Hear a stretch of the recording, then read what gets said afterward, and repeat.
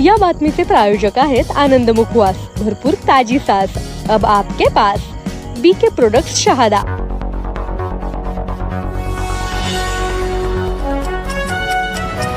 धर्मदंड news 24/7 सदैव सत्यासोबत।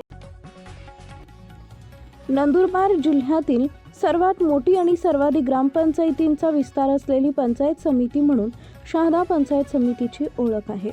मात्र सध्या याच पंचायत समितीत प्रशासनाचा कमालीचा निष्काळजीपणा समोर येतोय।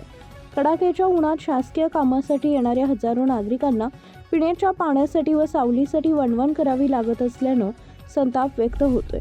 शहादा तालुक्याच्या ग्रामीण भागातून दररोज हजारो नागरिक विविध दाखले आणि शासकीय कामांसाठी पंचायत समितीत येतात।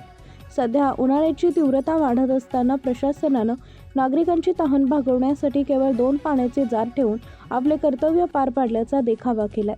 धक्कादायक बाब म्हणजे हजारो नागरिकांच्या गर्दीत हे 20 लिटरचं जार काही मिनिटातच रिकामे होतात। त्यानंतर येणाऱ्या नागरिकांना पिण्याच्या पाण्यासाठी भटकंती करावी लागते किंवा विकतचं पाणी घ्यावे लागते। प्रशासनाचं हे नियोजन अत्यंत हास्यास्पद असल्याची टीका ग्रामस्थ करत आहेत। वृद्ध आणि महिलांचे पाण्यासाठी प्रचंड हाल। केवळ पाण्याचीच नव्हे तर बसण्याच्या सुव्यवस्थेचाही मोठा अभाव आहे।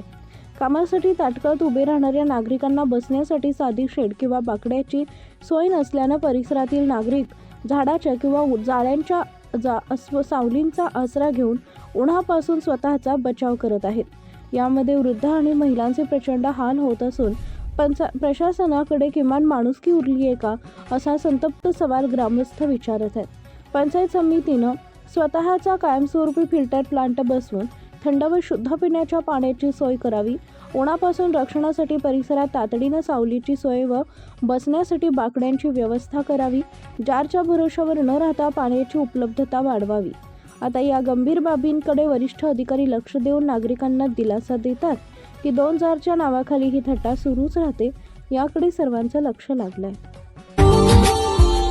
Subscribe now and press the bell icon. Never miss an update.